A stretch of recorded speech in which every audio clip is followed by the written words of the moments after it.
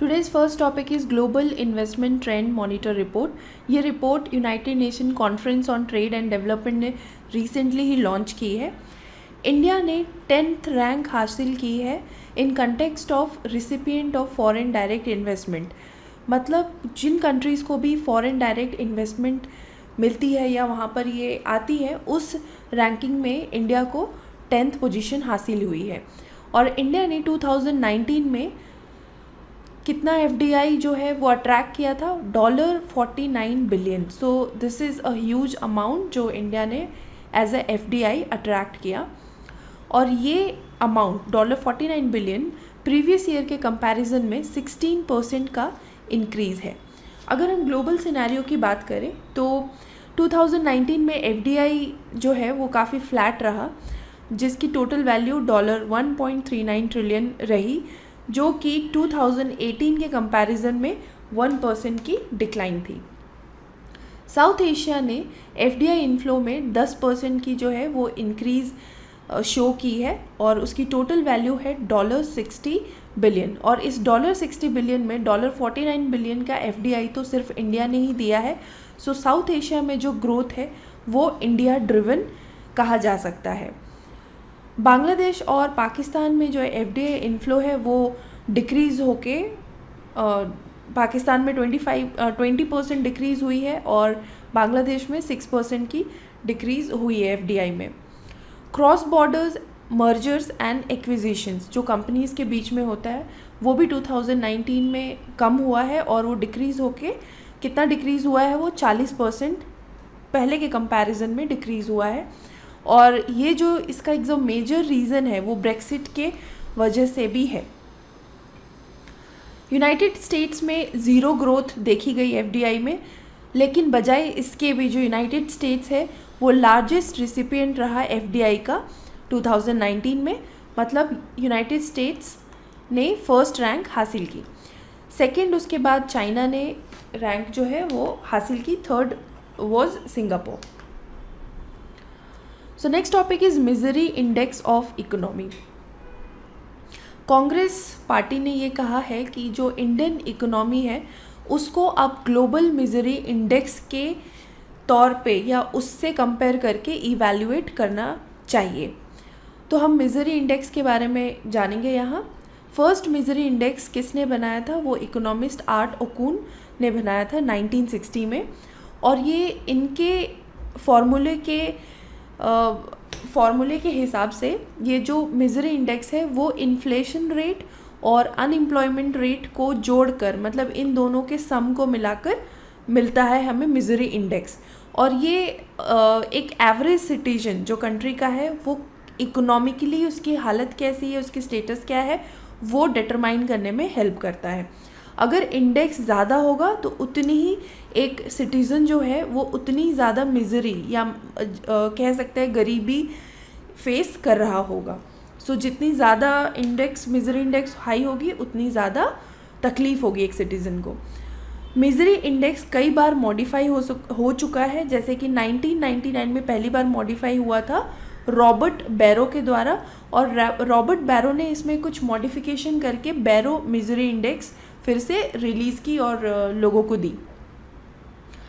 कुछ recent times में ये जो इंडेक्स है मिजरी इंडेक्स वो काफ़ी ब्रॉडन हुई है और अदर इकोनॉमिक इंडिकेटर्स भी उसमें इंक्लूड हुए हैं, जैसे बैंक लेंडिंग रेट्स।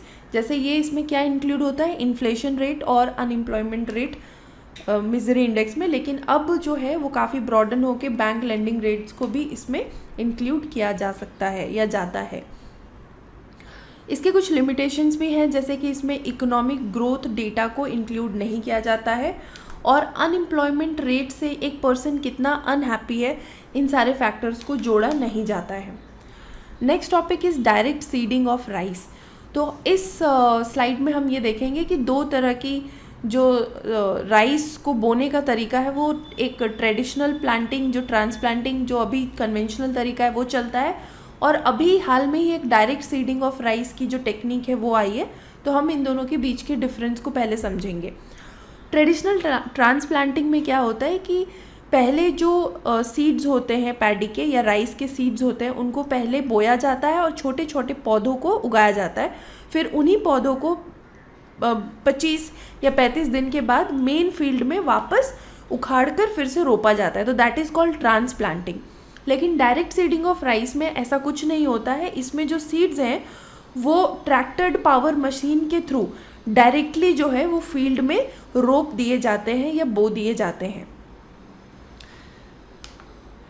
यहाँ पर आप ट्रेडिशनल ट्रांसप्लांटिंग में देखेंगे कन्वेंशनल मेथड में कि जो वीड्स हैं वो पैडी ग्रोथ को काफ़ी उसको ऑब्स्ट्रक्ट करते हैं। वीड्स क्या होते हैं? जो अनवांटेड प्लांट्स होते हैं जो मेन प्लांट्स के साथ उग जाते हैं, तो इसमें ये वीड्स की काफ़ी प्रॉब्लम रहती है। और यहाँ पर जो वाटर है कन्वेंशनल ट्रांसप्लांटिंग में, कन्वेंशनल टेक्निक में, वो वाटर ही हर्बिसाइड का काम करता है। लेकिन इसमें डायरेक्ट सीडिंग ऑफ राइस में जो वाटर है उसको रिप्लेस कर दिया जाता है केमिकल हर्बिसाइड से। सो यहाँ पर water herbicides act as a herbicide act नहीं करता, बल्कि केमिकल हर्बिसाइड्स हैं वो वीड्स के कंट्रोल को रोकते हैं। यहाँ डायरेक्ट सीडिंग ऑफ राइस में जो प्लोइंग एंड प्लैंकिंग है इनके 2 राउंड्स को करना ज़रूरी है। मतलब इनका 2-2 राउंड जो है वो किया जाता है ताकि जो ग्रोथ है प्लांट्स की वो अच्छे तरीके से हो सके।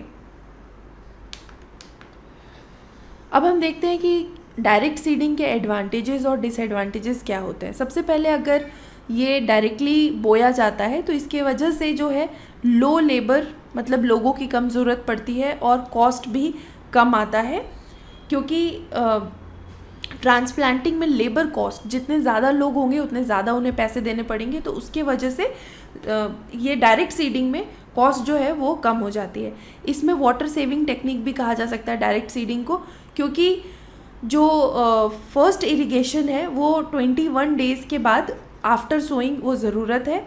लेकिन ट्रांसप्लांटेड पैडी मतलब कन्वेंशनल टेक्निक में जो है वो डेली बेसिस पे वाटर उसे दिया जाता है फर्स्ट 3 वीक्स तक।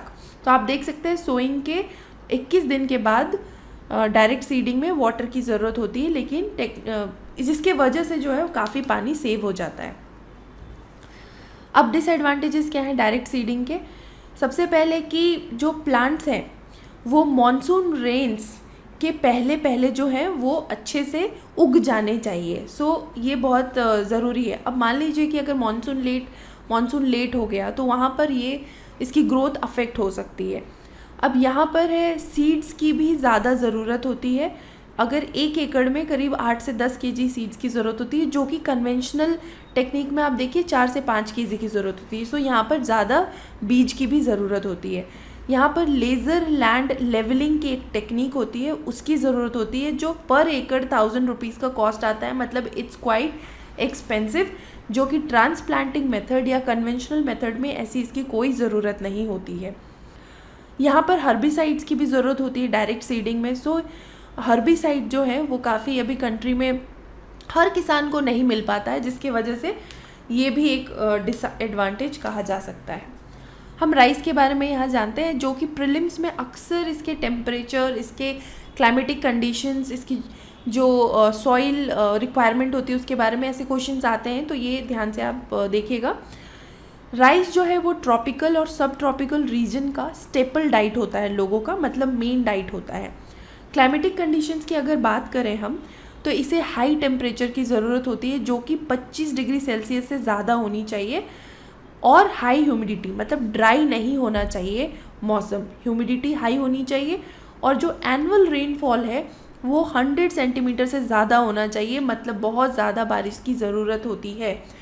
जो सॉइल चाहिए राइस के लिए वो है एलुवियल क्लेई सॉइल। अब ये जो एलुवियल क्लेई सॉइल है, इसका एक फैक्टर है कि ये बहुत ज़्यादा वाटर अपने अंदर रिटेन करके रख सकता है, इसीलिए राइस के लिए ऑप्टिमम होता है।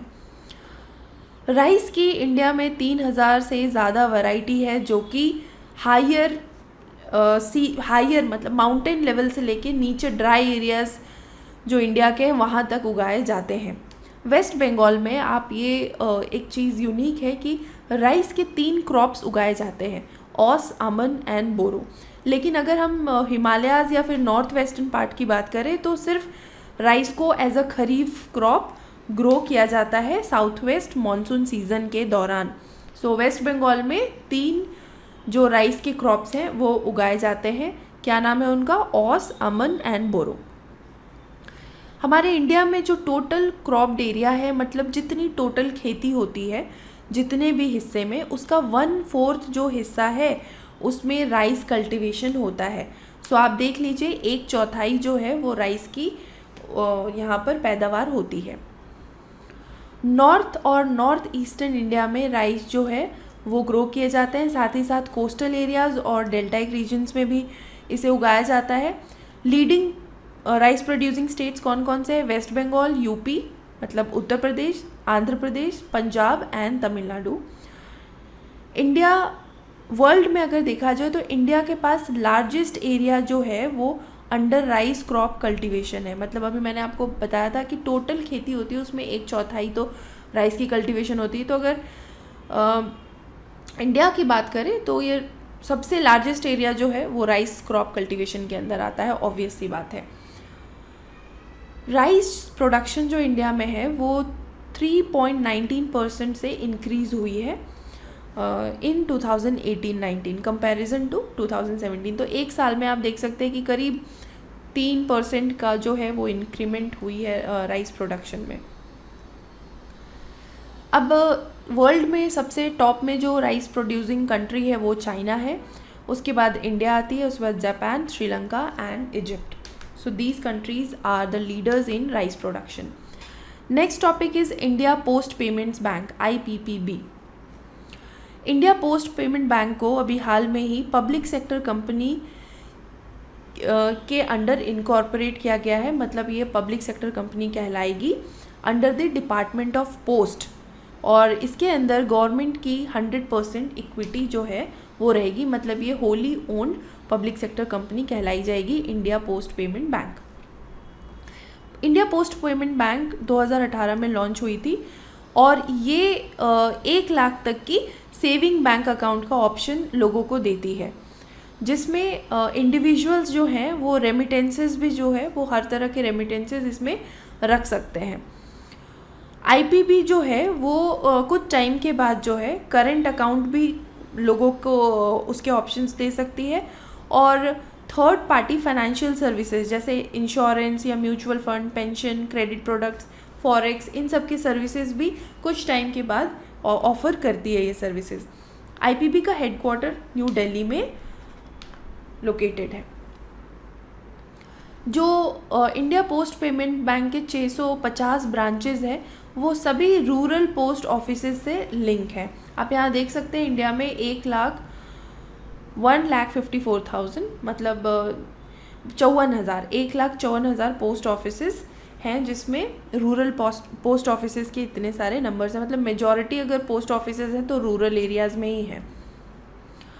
और इंडिया पोस्ट पेमेंट बैंक, ये पोस्ट पेमेंट बैंक का जो टोटल कॉर्पस है वो 800 करोड़ का होता है, जिसमें 400 करोड़ की इक्विटी होती है और 400 करोड़ रुपए का ग्रांट होता है। ये प्रोफेशनली मैनेज किया जाता है और डिफरेंट गवर्नमेंट डिपार्टमेंट जो होते हैं वहाँ से इसके अंदर रिप्रेजेंटेशन होती है, जैसे department of post, department of expenditures. तो यहाँ से लोग जो है इसको मैनेज करने के लिए रिप्रेजेंट करते हैं पोस्ट पेमेंट बैंक में। जो कोर बैंकिंग नेटवर्क है पोस्ट ऑफिसेज का अभी का हाल का, वो उसमें जो है कंट्री जो लार्जेस्ट लेंडर है स्टेट बैंक ऑफ इंडिया, उससे भी ज़्यादा इसकी बैंकिंग नेटवर्क इंडिया में अभी